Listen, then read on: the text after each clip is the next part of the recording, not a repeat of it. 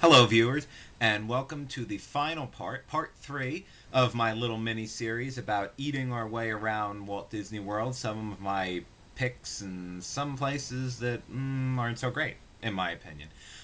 When last we left off, I just got done telling you about the restaurants in the marketplace, and now I'm going to move on to a few. They're resort hotels, but I consider them to be like little odds and ends.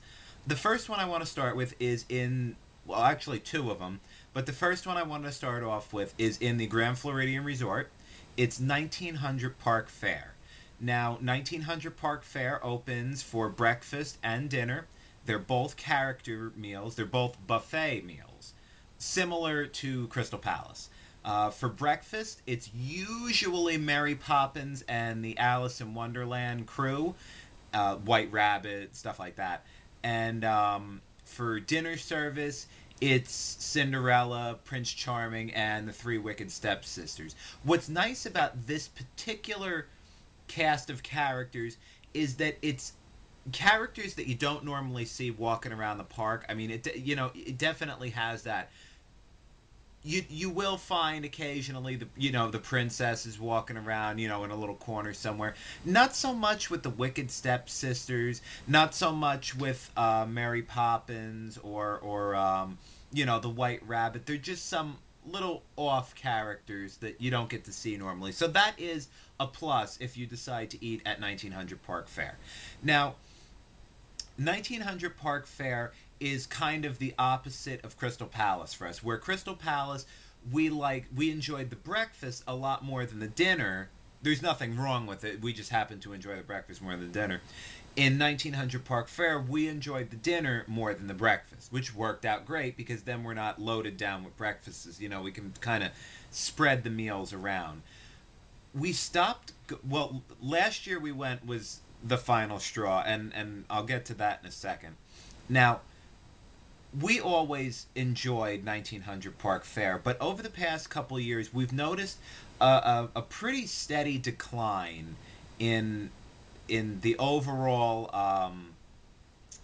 appeal of the restaurant. Okay, first of all, when you walk in, the tables are very close together. I think they added more tables. I understand that they don't want to waste. There's a lot of people waiting. They want to make as much money as possible, but it's really a problem when you're trying to get to the buffet or back to your table because there's so much happening. Okay, you have characters that are over here blocking your way, and then you have serving staff that are over here blocking your way, and then you have little Joey and Susie that mommy and daddy aren't particularly paying attention to, so they're in your way, and you're just thinking, how do I get back to my table without tripping over somebody or spilling my food all over the place? So that's a little bit of a problem. Another problem, which you wouldn't think it would be, but it is, there seems to be the the ratio of serving staff to tables is off. It seems like they have too many tables for what they can handle, and you wouldn't think that would be a problem with a buffet because all the servers are doing at a buffet are bringing your drinks and your check basically. Maybe a few odds and ends if you need more sugar for your coffee or butter or something along those lines. But there never seems to be anyone around. I mean, God forbid you have something hot or something salty and you need to drink something. It's like, where'd this guy go? It the ratio is just off, and it wasn't always like that. Another thing that's gone downhill is the buffet itself. Now, the buffet used to be very comparable to Crystal Palace. Used to be a nice, wide buffet, lots to choose from. For dinner service, there used to be the carving station in the middle, and they used to carve up two or three different kinds of meats. And over the past couple times that we've noticed that the buffet is about half of the size that it used to be. There's just um, a much the selection has gone way downhill. There's not as many things to choose from. What is there isn't really that great. I mean, not what you'd expect it's like underwhelming to say the least. And we went from having a couple different kinds of meat in the carving station to one, and you know, I don't know. It's really been a fall from grace for my father in particular because he really liked going there, but we just decided against it. And last year was the final straw. I'll tell you what happened. Now, in the first video, in the one of the very first things I said in the first video was that you absolutely have to make your reservations as soon as you possibly can to avoid getting shut out. Okay, and we have our Disney vacation down to a science. So when that 180-day mark hits, we're on the phone calling these different places. Okay, so we have our reservations set from 6 months out. So we get to 1900 Park Fair and we have to wait. You know what? That's fine. Okay, we're not that uppity and nasty, and we understand that sometimes people take a little longer to eat, or sometimes something's running behind, and we have to wait. It's not a big deal. Um, so we're waiting. We waited about 25 to 30 minutes past where our reservation time was. And we're always a little bit early. We're always at least 5 or 10 minutes early for our reservation. And they were about 25 to 30 minutes late seating us. And when they seated us, there's two main sections in 1900 Park Fair. You have the first section, which looks like it's in I don't know, like a vestibule area, and then you walk into the main dining theater where the buffet is set up and a lot of the booths are and stuff like that. And they took us past that, beyond that, and we got seated in what looked like a cast member hallway.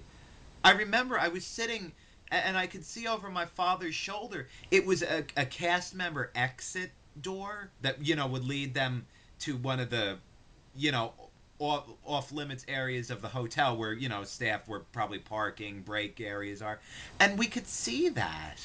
We could see them walking into the kitchen on the other side, stacked up along this side of the wall were all the high chairs and booster seats. And you're kidding, right?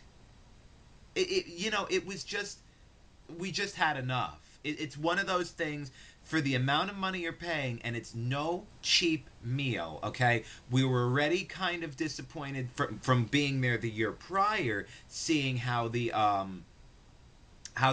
food and the buffet and the service went downhill, and then to be placed in a corner of the restaurant where you see some of the guts of the restaurant, and you can't see any of the main dining hall. We were in the hallway. It was beyond the point where you can't see around the corner. You can see straight, but you can't see anything. And I think it was one of the very few times that we've actually been so disgusted that we actually got up and walked out of the place without doing anything. And that was the final straw. And we, unless something happens, something drastic, and I don't know what that would be, we probably won't be back to 1900 Park Fair anytime soon. At least not within the next 2 or 3 years minimum, because it's just one of those experiences that soured us. And for the like I said, for the money you're paying, it's not right. Um, anyway, so that's my take on 1900 Park Fair.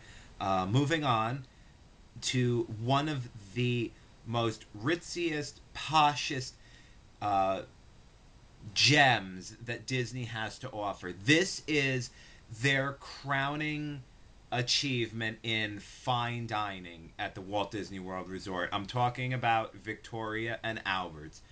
This restaurant is class, is absolute refined style to the maximum limit that you can get with Disney. Okay, you have to understand, any other restaurant you go to on property, any other restaurant, vacation casual is accepted, you can go in shorts, a shirt. There are a few places like Narcoossee's, Citra Coves, maybe even Ohana, which I'll get to in a minute, where you might want to class it up a little bit. Maybe not wear the ripped jean shorts. Maybe wear a collared shirt. But everywhere it's pretty informal attire. When you go to Victoria and Albert's, jackets are required for men, and tuxedos and gowns aren't out of the question. It's standard. It's super expensive, it's super classy, and you have to be up to that level. It's definitely romantic for couples. Um, for children, you better have super well behaved children, or otherwise you're going to be very embarrassed. I think. Just from what I've seen, from what I've heard, I've never eaten there personally, but I feel the need to bring it up because it is one of Disney's gems in their crowns. I feel that it's definitely noteworthy. Bringing kids to it, I don't think kids would get anything out of it. This is probably one of the most uh, unfriendly eating establishments to kids. And I don't mean that they're rude, but it's that, kids are on vacation. They want to have a good time. They're pumped to be at Disney. And this is like so anti, sit there, shut up, and make sure you don't drop food on yourself. It's one of those things. Like I said, very nice for couples if you're into different wines, having chefs customize menus to your liking. It's the place for you. But just be advised, if you do plan on going here, it is very expensive, and make sure that, ladies and gentlemen alike, you pack fancy. I'm talking a nice evening dress for the ladies, high heels, stockings, some nice jewelry for the men, jackets required, tie, nice maybe silk shirt, dress pants, dress shoes. I mean, really dress to the nines for this place, or you're gonna feel out of place. So that's really all I can say about that. Um, Moving on to the final area that I'm going to cover in this series is the Polynesian Resort. Polynesian Resort is me and my family's favorite resort, bar none, hands down. No competition. It's not a well, it might be. No, they are definitely our favorite hotel, period. There's tons to do there. I went into it a little bit again in my resort video. So if you want to, you can watch that. But down to the restaurants. You have two. Well, actually, there's three restaurants that I'll talk about for this. And I was only planning to go over two, but I'll go over three. One is the Kona Cafe. Kona Cafe is a nice place for breakfast, lunch, or dinner. Uh, Over the years, once again, because of the Disney dining plan, it never used to be. Kona Cafe used to be where you would go if you couldn't get reservations anywhere else. Now Kona Cafe is the place to go, and you need reservations for it. So it's a nice place. They serve breakfast, lunch, and dinner. The menu is kind of limited, and if you're too, I don't want to put it down because it doesn't deserve that. It's a nice place. But I think this is one of the places where I would say that if you're looking for a lunch or breakfast or dinner or anything, and you have the means to get off property, I would recommend going off property. Okay? The menu is, in my opinion, okay, this is just my opinion. I think the menu is a little restrictive for, what they have. Unlike Sci-Fi, which I previously discussed, that has a short menu but makes up for it with the atmosphere, there's really no atmosphere to speak of in Kona Cafe. It's an open air diner, restaurant, okay? Um, it's a nice place. I think the food is a little overpriced. The food is very well prepared. I think since the Disney dining plan, and they've been getting a lot more traffic into it, they've tried to kick it up a little bit and bring it a little more upscale. Um, but as an experience to do it once, I'd say go for it. Pick a breakfast, a lunch, or a dinner. Have it there once, just to say that we ate there. If that's what you want to do. But as far as making a habit out of it, not so much. I would say if you can go off property, um, or find somewhere a little cheaper for what you're getting somewhere else on property. I don't mean to put it down, but you know what I mean. It's you feel like you should be getting more for what you're paying. A second one of the things to do when you're at the Polynesian is obviously the luau. The luau is a tremendous show. It's outside, so be aware that if it's extremely hot or humid out, well, they might have fans going. You are sitting out there. So if you're one of those people that you know hates to be out there when it's like thick and hot and the air is heavy, and you know if that's a problem for you, then the luau might not be the best place. The food's very good. All the traditional fare of luau, the pork, it's very good. They put on an excellent show, I think. Like I said, I would watch the weather, dress accordingly. If depending on blah, blah, what time of year you're going. Maybe if it's in the later months, maybe bring a light jacket or a sweatshirt. If it's in the summer months, watch how it is at night, because I don't know about you, but I hate sitting there eating a meal and you're like, oh my god, the sweat's just pouring off your forehead and you're like, ugh. I mean, you want to be able to sit, especially once again, because it's a dinner show, you're paying more for the meal. Okay, so I mean, you want to be able to sit there and enjoy the show and get your money's worth and relax, not be sitting there, ready to pass out from heat stroke or something. So it's very good. We've been a couple times. Um, I was recently to Hawaii, and I think that Disney does the Polynesian thing better than Hawaii does. I don't know why that is, but I don't know. I think that Disney does a better job of portraying the Polynesian Hawaiian thing than Hawaii does. Don't get me wrong, I loved Hawaii, but I don't know. It's just something weird. I guess they really mastered the science of it. Um, okay, so the final thing, and this is a big point for me. If you ever come across some nut on a message board that's talking up Ohana like to the nth degree, that's probably me. Ohana for me for dinner is hands down my favorite restaurant anywhere on Disney property. Give me a free dinner anywhere and I'll pick Ohana. Okay, let's start off with the ambiance of the place. Okay, you're seated in uh, a big dining theater.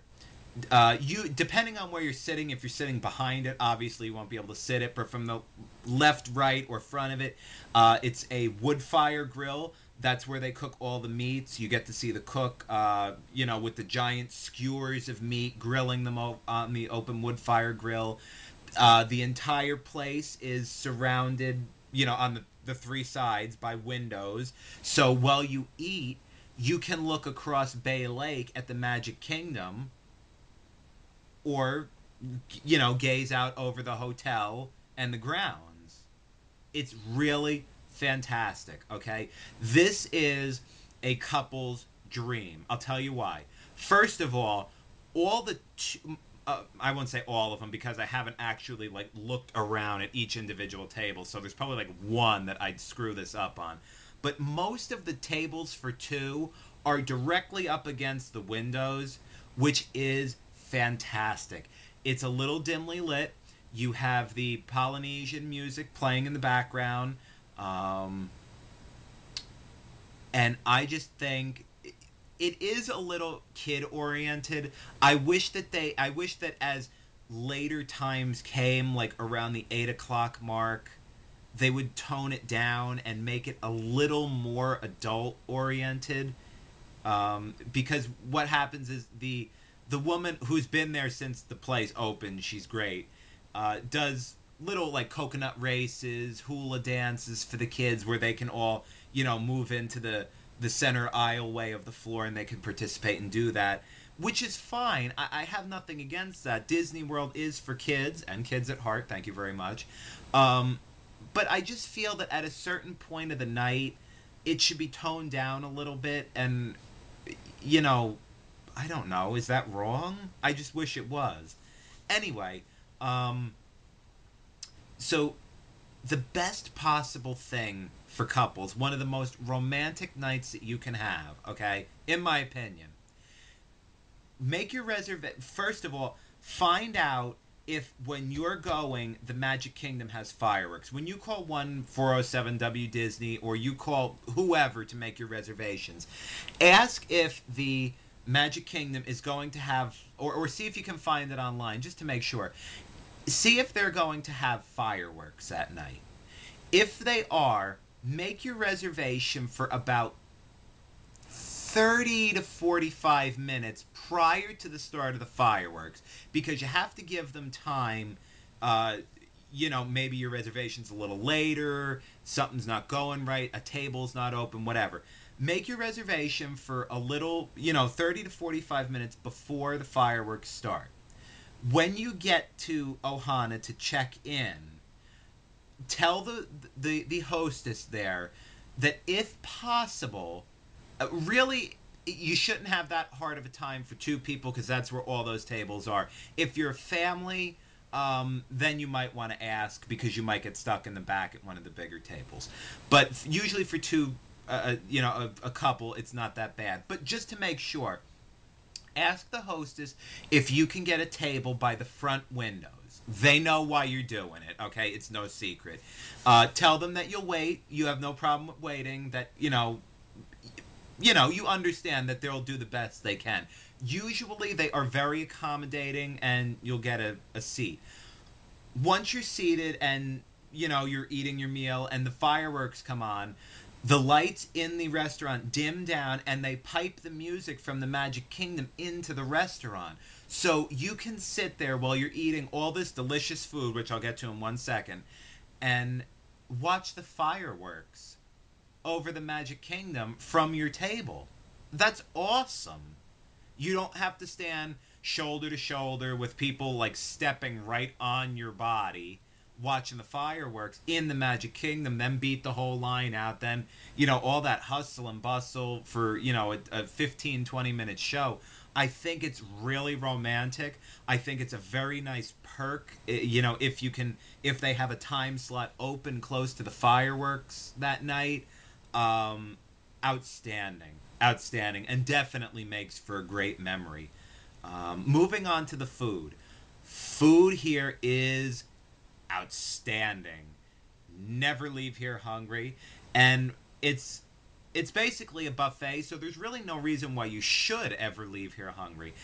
Once your table is up and they call your name, your hostess will lead you, or whoever is seating you will lead you to your table. Along the way, they'll show you where they're cooking the meats on the grill, and they'll pick up some pineapple bread, which is very good. Just something to start you off until the first little appetizers come around. The first thing you'll get, aside from the bread and your drinks, obviously, is a salad. It's a light, fruity type dressing. It's awesome. Not really a big salad eater, but this is it's really tasty. It's really fresh and vibrant, and citrusy. So I think you'll enjoy it. After the salad, they bring out little appetizers. You have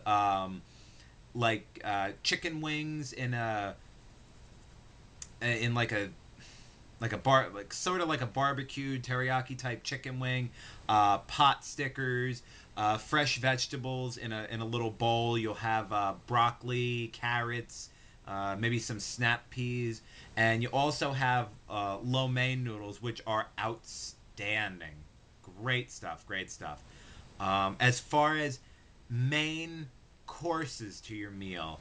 You have steak, you have chicken, pork, and I'm not sure if it's chicken or turkey. I'm not sure. Uh, Turkey, I think. Let's go with turkey. You're gonna have steak, turkey, pork, and jumbo shrimp. The shrimp are excellent. I'm not a particularly big seafood eater, but I like them. They have a little kick to them, a little spice, a little heat to them. Very good. Awesome.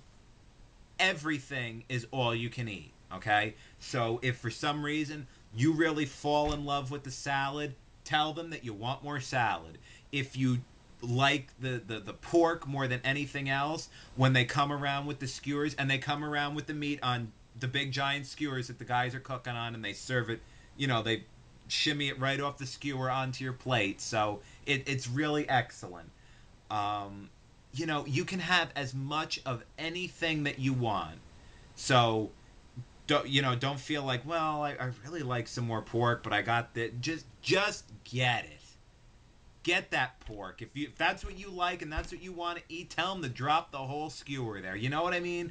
Go for it. The food is outstanding at this restaurant. I cannot talk this place up enough. It's my favorite. I am definitely, admittedly, biased towards this place. You will never find me putting Ohana for dinner down. Ever. I love it. My favorite. For dessert, you'll have bread pudding, and I know what you're thinking. When we first started going there, I was like, ooh, bread pudding. One of those things, I've never had it, but you say, ooh, bread pudding. It's not that bad. It's sweet. They have it's served with vanilla ice cream and like a banana Foster type syrup that you pour over it. It's great, and it's a nice way to polish off a super filling meal. It is a little pricey, but if you do manage to get it for the fireworks, the ambiance more than makes up for it. I think the food is outstanding. Uh, I think it's worth every penny.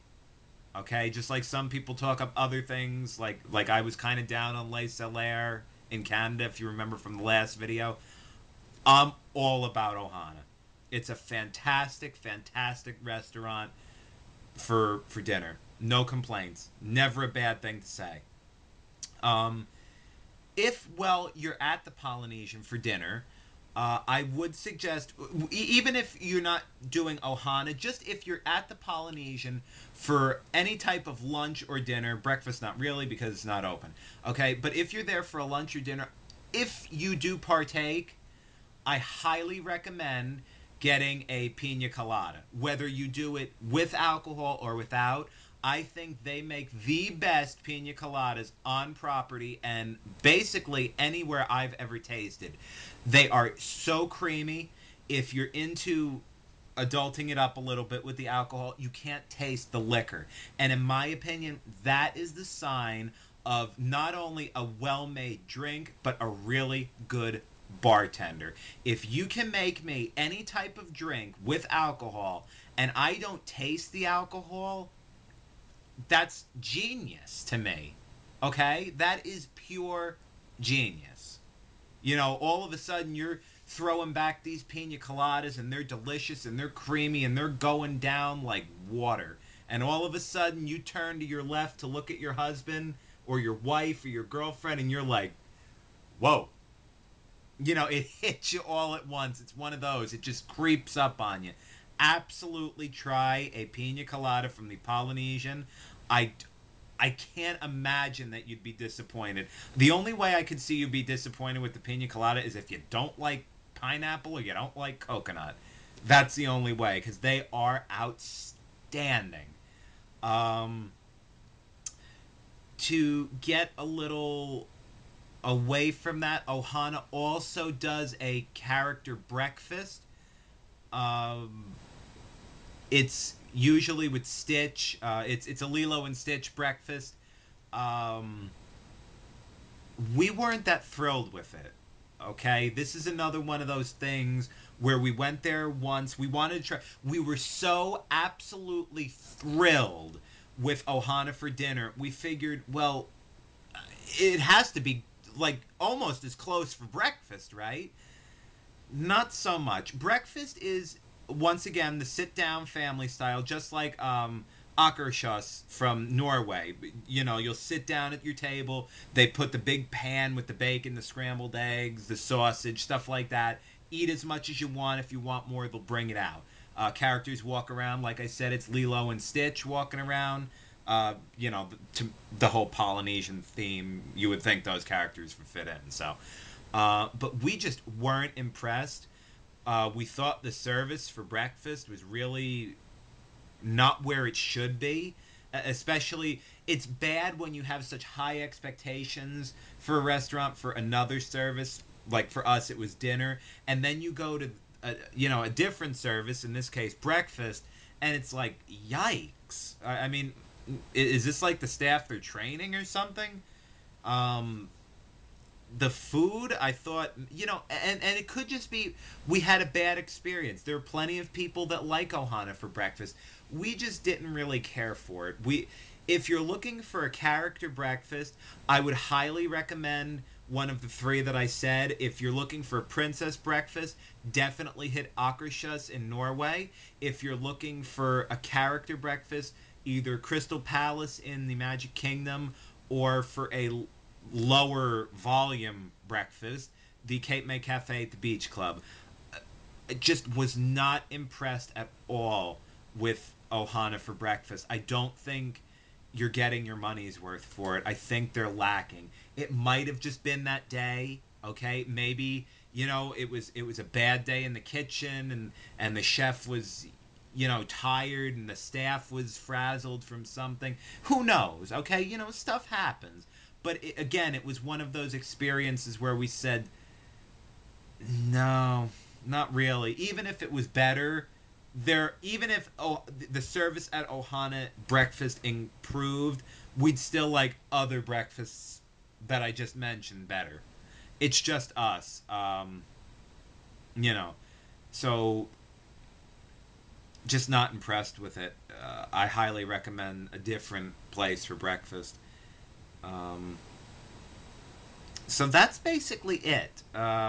This has been a long series, a long video. So I just want to sum it up really quickly by saying that, once again, in order to keep this from being, again, extremely long and having 10 parts of it, I couldn't go over every restaurant in detail. If there's something I missed, please email me. Ask me a question if you have it. I'll be more than happy to answer it. Even if I haven't been there, I will let you know that, hey, I haven't been there, so I can't really offer an opinion. Um, but feel free to ask. There's a ton of places that we've been over the years that I didn't cover.